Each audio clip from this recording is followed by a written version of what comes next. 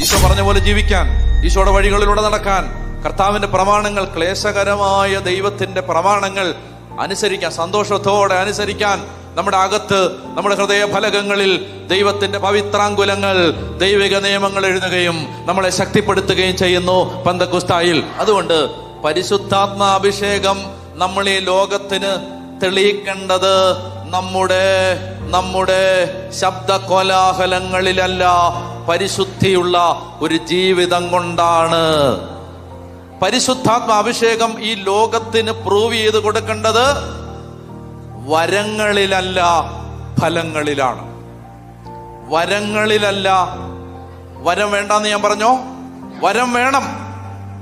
ശുശ്രൂഷ ചെയ്യാൻ വരം വേണം.